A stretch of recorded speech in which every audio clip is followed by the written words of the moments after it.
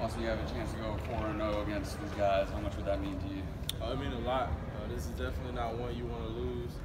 So to be able to win 4 times against these guys in my 4 years would definitely be a great way to end my career.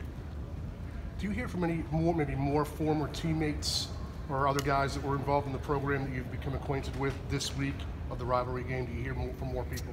You definitely see them saying a lot more stuff about this game because a lot of the guys are from this state, and it definitely means a lot more, especially if you're from here, because you know, family. You may have family members that are Gamecock fans, and you're a Clemson fan, so it's definitely a game that you hear about all year if you lose it. Any current teammates who talk to you at all about that you just mentioned have family members that are Gamecocks? Not this week, not yet anyway. How long did it take you to figure out, you're obviously from Georgia, but how long did it take you to figure out what this rivalry means to the people in this state? Oh, it didn't take long at all. Not long at all. You hear personal stories about Clemson, Carolina rivalries within families. You see what the fans do when we go to Columbia, throwing stuff on the field, and giving us a finger. So it definitely doesn't take you long to realize how much this game means to the people in this state. You had the curtain call on Saturday night, running down the hill individually, but do you think you'll have some goosebumps on Saturday night being your last home game in Death Valley? Oh, most definitely. It's a special place. Not many people get a chance to experience what we experience every Saturday. We're in Clemson playing a game. I couldn't imagine coming to a better place, a better atmosphere. The way these fans, show up every weekend. It doesn't matter who we play.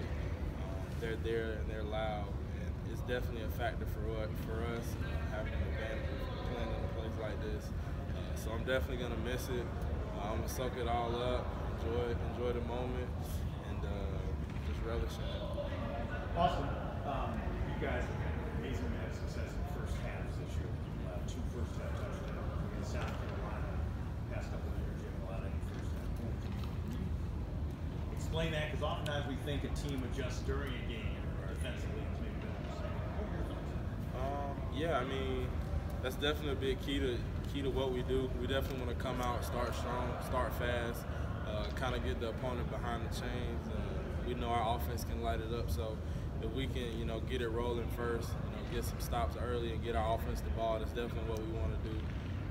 I didn't know that stat that you just told me, but it's pretty remarkable. So hopefully we can keep that going this weekend.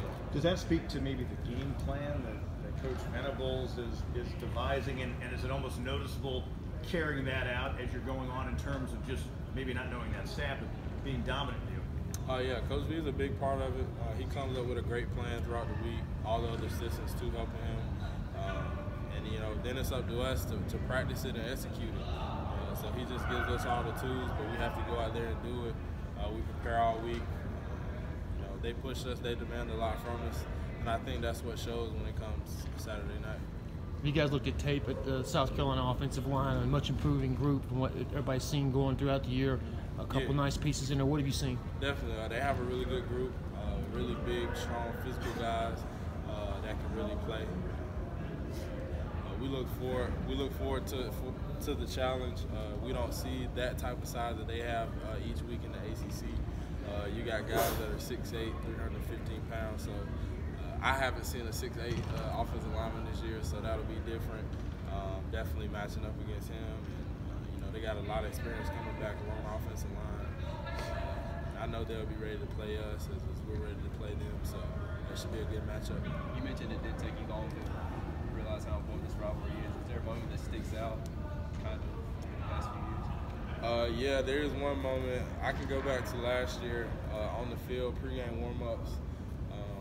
Christian was doing his little routine, catching the ball and stuff, and whoever threw it to him kind of threw it over his head, and it bounced and went over the hedges where the student section was, and the guy picked up the ball, and as Christian was walking to come get it, he was holding it out, and just as Christian reached out to get it, he chunked the ball to the opposite 40-yard line and just looked at him, and I was like, oh, okay, that's what kind of night it's gonna be. So that's one moment that I always think about because it's really just funny to me that it happened to Christian. So, but yeah, and I can go back to them, you know, giving us the finger when we scored, going towards their student section, throwing trash on the field. Never seen that before.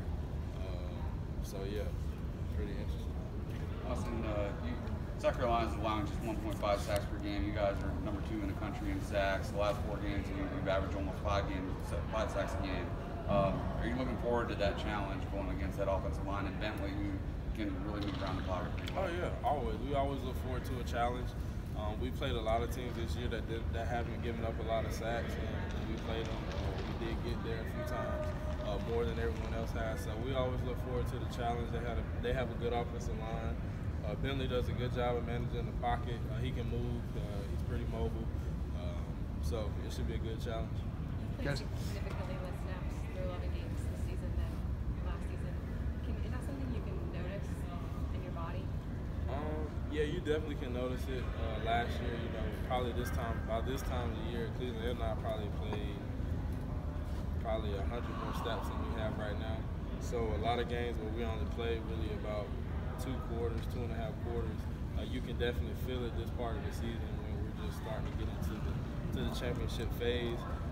We got a lot of guys that can play, a lot of depth. So it's been really good to, you know, have that and not have to play, you know, 60, 70 plays every game. You guys have Trevor, who's such a laid-back guy. It seems like Jake's the complete opposite. That he plays with a ton of emotion. Can you kind of use that against him in a way to where if you guys could get up, really get some heat on him, that sometimes that emotion can get the best of you and maybe force him into some errors and things like that? Not really. Emotion's not going to win this game as much as, you know, we surrounded with the rivalry and Clemson, Carolina. At the end of the day, it's all about execution. So it doesn't matter who's the most laid back or who's the most rah-rah guy. It's the guy that goes out there and execute. If you can be a guy that executes and you're the rah-rah guy, then, you know, my hat's off to you. And if you can be the laid-back guy and still go out there and execute, then my hat's off to you as well. So it's not going to come down to, you know, who's the loudest or who's the quietest. It's about who executes. So everybody talks about the emotions of this game. Do you find it's been easier to deal with that side of this game as the more you play in it, or does it get harder because you get more invested? I think it gets easier. You see the bigger picture. I think it's been the same for me since I've been here because I'm not from the state of South Carolina. I have no family ties here, so I don't fully understand the family aspect of it personally. All I know is just the stories that people tell me.